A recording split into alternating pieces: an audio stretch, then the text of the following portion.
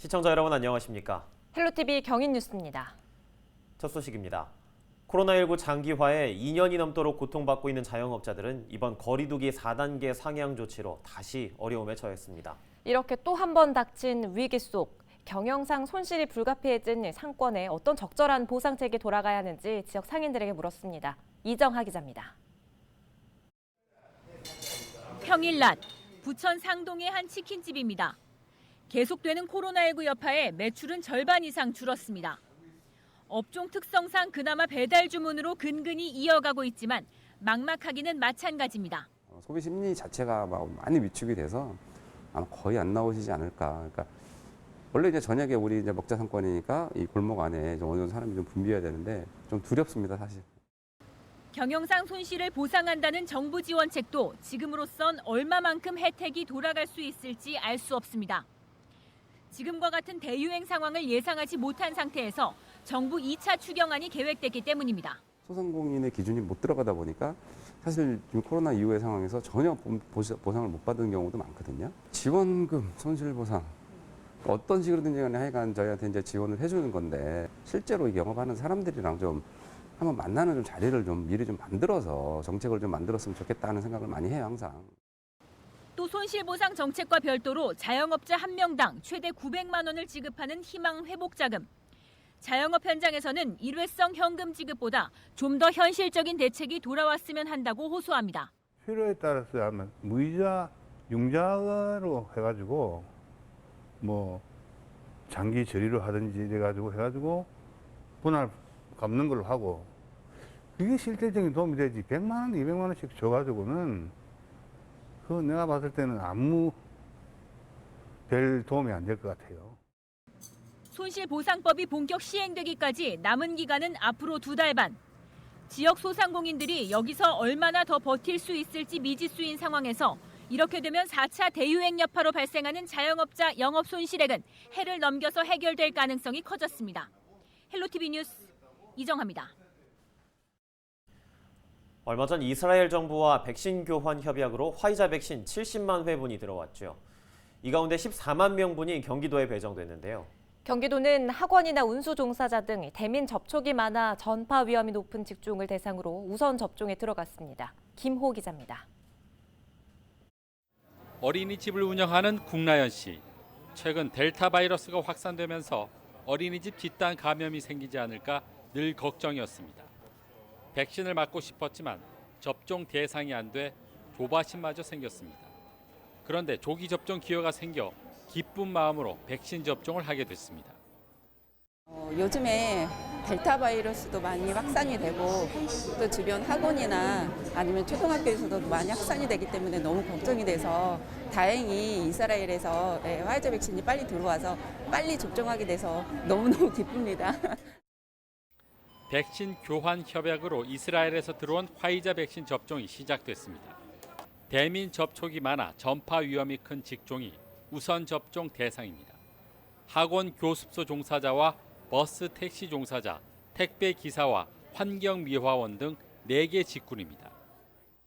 확진자가 되면 손님한테 전파를 할 수도 있고 손님들을 많이 타고 내리고 하니까 그런 그 불안감을 매일 갖고 하고 있습니다. 경기도에 배정된 백신은 14만 명분. 시군별 대상자 수에 따라 물량이 배정됩니다. 의정부시의 경우 4개 직군 대상자는 4,400여 명. 여기에 이달 말 예정인 보육교사와 초중 1학년 교사 등 3,500명이 앞당겨 접종을 받게 됩니다. 접종 대상 4개의 직군은 별도의 예약 없이 해당 지자체가 연락을 통해 예약을 받게 됩니다. 경기도 관련 부처에서 명단을 받아서 저희 시군에다가 명단들을 내려주셨습니다. 요리집을 통한 사전 예약은 어렵고 저희가 개별적으로 문자를 드려서 그 예약을 받게 되겠습니다. 이번 화이자 백신은 오는 24일까지 도내 48개 지역 예방접종센터에서 접종하게 됩니다. 경기도는 이스라엘 화이자 백신의 경우 유효기간이 임박한 만큼 이달 말까지 신속하게 접종을 마칠 계획입니다. 이번 이스라엘과 함께 스와프를 통해서 배급이 되는 이번 4개 직군에 대한 화이자 접종 같은 경우는 좀 더 신속하게 그리고 즉시 접종이 가능하도록 도에서 다양한 조치를 취하고 있습니다. 지방정부의 자율접종이 속도를 내고 있는 가운데 고3 수험생과 고교 교직원을 대상으로 오는 19일부터 백신 접종이 시작됩니다. 또 초등학교 3학년에서 6학년을 가르치는 교사와 중학교 교직원, 아동시설에서 일하는 교육, 보육 종사자도 백신 접종을 위한 예약에 들어가는 등 코로나19 극복을 위한 백신 접종이 속도를 내고 있습니다. 헬로티비 뉴스 김호입니다. 김포시의회가 코로나19 대책에 재원을 마련하기 위해 임시회 일정을 계획보다 앞당겼습니다. 김포시의회는 당초 20일 열릴 예정이었던 제211회 임시회를 오는 16일부터 엿새 동안 엽니다. 의회는 이번 임시회에서 코로나19 긴급생활안정지원 조례안과 이와 관련된 추가 경정 예산 258억 원을 심사합니다. 의회는 코로나19 지원금 재원을 마련하기 위해 예산 편성이 시급하다고 보고 임시회 일정을 앞당겼다고 설명했습니다.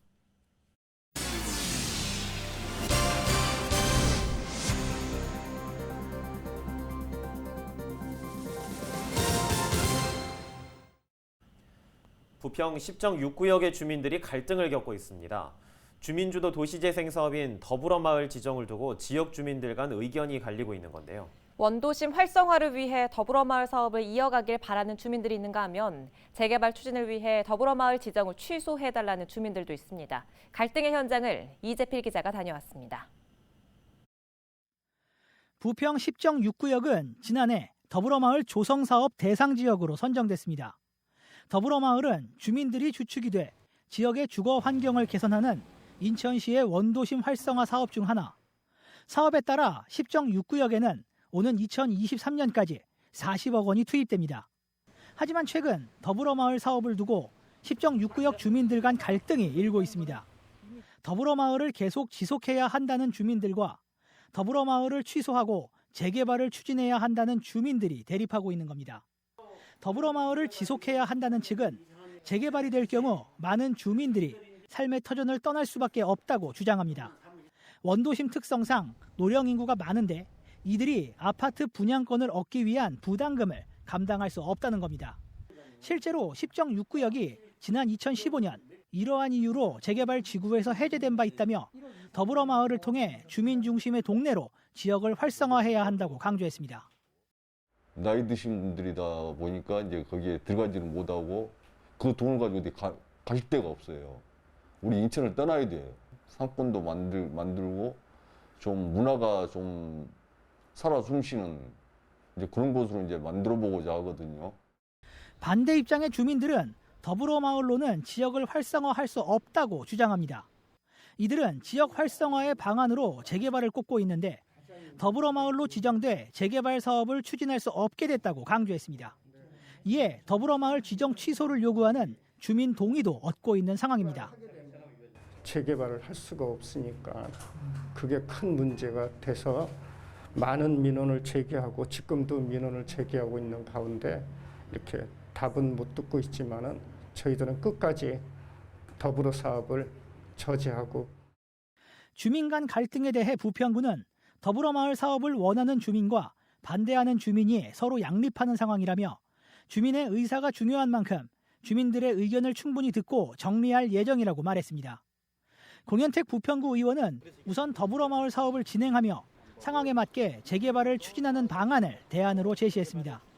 더불어마을의 완료 시기는 2023년. 재개발 진행 시 주민 동의 등 상당한 시간이 필요한 만큼 더불어마을 사업을 진행하며 재개발 사업도 상황에 맞춰 추진하자는 겁니다. 그런데 만약에 더불어마을이 취소된 상태에서 이 주민들의 3분의 2 동의가 되지 않으면 이 재개발도 못하게 됩니다. 이 주민들의 동의를 얻는 게 먼저가 아닌가. 주민들이 동의를 얻는다면 구나 우리 정치권에서도 열심히 이 재개발이 잘 될 수 있도록 밀어드릴 것입니다. 현재 부평구와 인천시는 10정 6구역에서 더불어마을을 계속 추진할지 주민들의 의견을 묻는 작업을 준비 중입니다. 헬로티비 뉴스 이재필입니다.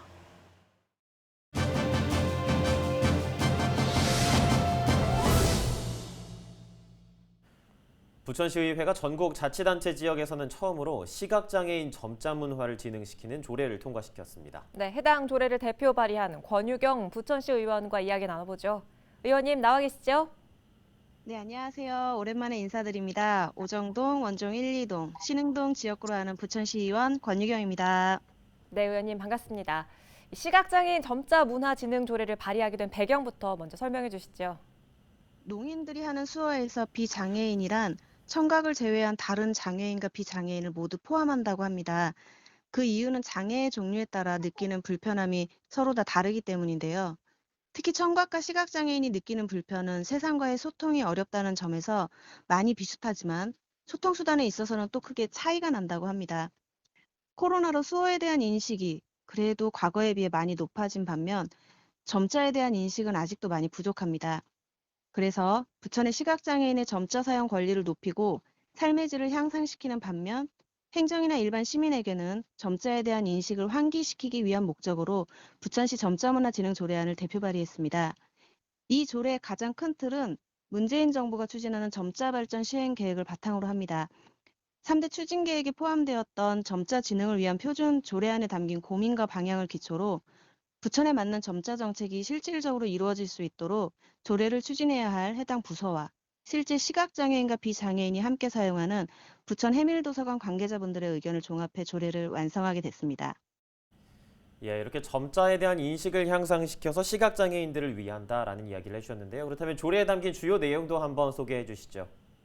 조례에 담긴 내용 하나하나가 사실 다 핵심입니다. 처음이다 보니까. 그래도 그중에 몇 가지를 정리하자면 일반 문서와 점자 제공 문서의 효력이 동일함을 명시했습니다. 부천시에 소속된 기관 및 그 소속 지방 공기업이 사무 처리를 함에 있어서 점자 사용으로 인한 차별 금지를 명문화한 것과 같습니다. 그리고 시장은 시각장애인이 점자를 사용해 모든 정보에 접근, 활용할 수 있도록 필요한 정책을 수립 시행하여야 한다라고 하는 시장의 책무와 시민은 점자의 발전 및 보전과 시각장애인의 점자 사용권을 보장하기 위한 시의 정책에 적극 협력하여야 한다는 시민의 책무 규정도 명확했습니다. 민간단체 지원을 위한 법적 기반과 점자 전문 인력의 양성과 활용 규정도 마련했고요. 마지막으로 특히 행정은 좀 조심스러워 하셨습니다. 하지만 시각장애 관련 전문의는 가장 필요하다고 요청했던 내용이 있습니다. 바로 시각장애인의 요구에 따라 일반 활자로 된 문서와 동일한 내용으로 전자점자를 포함한 점자 문서로 제공하도록 노력하여야 한다라는 규정인데요. 행정이 이 부분을 그래도 공감해주지 않았다면 이 조례는 상징성만 가질 수 있는 조례로 남았을 수도 있을 만큼 중요한 내용이 이번 조례에 담겼습니다. 네, 조례 내용 살펴봤고요. 마지막으로 이번 조례를 통해 기대되는 효과까지 짚어주시죠. 점자법은 공공기관 등은 시각장애인이 점자를 사용해 모든 정보에 접근, 활용할 수 있도록 필요한 정책을 수립하고 시행해야 하는 것이 지방자치단체의 의무라고 규정하고 있습니다. 하지만 아직까지 점자에 대한 인식이나 인프라가 부족한 것이 현실입니다. 세상에 나와 불편함을 느끼지 못한다면 그것은 장애가 아니라고 하더라고요. 이 조례로 시각장애를 가진 분들이 세상과의 소통에 있어서 그 불편이 조금이라도 해소되기를 바랍니다. 그래서 단순히 상징성만 가진 조례가 되지 않도록 하기 위해 해당 부서에 대한 고민도 참 많이 했습니다. 장애인 복지가 아닌 문화예술가가 조례 해당 부서가 된 이유이기도 한데요. 점자란 단순히 장애인의 복지수단이 아니라 시각장애인과 비장애인을 이어주는 사회적 언어이자 문화라는 점을 본다면 우리 모두에게 점자에 대한 인식이 필요하고 언어 문화라는 관점에서 총괄할 수 있는 부서가 이 조례를 관리하는 게 맞다고 판단했습니다. 그리고 조례를 준비하며 의견을 함께 해준 부서에 대한 믿음도 있기 때문에 조례를 통해 하고자 하는 정책들이 사실 시간은 좀 걸리겠지만 조금씩 변화될 거라고 믿고 있습니다. 특히 점자 도서관인 해밀도서관이 부천에 있어서 조례 속의 정책들이 실행되는 데 큰 역할을 할 거라고 기대합니다. 예, 말씀 여기까지 듣도록 하겠습니다. 고맙습니다.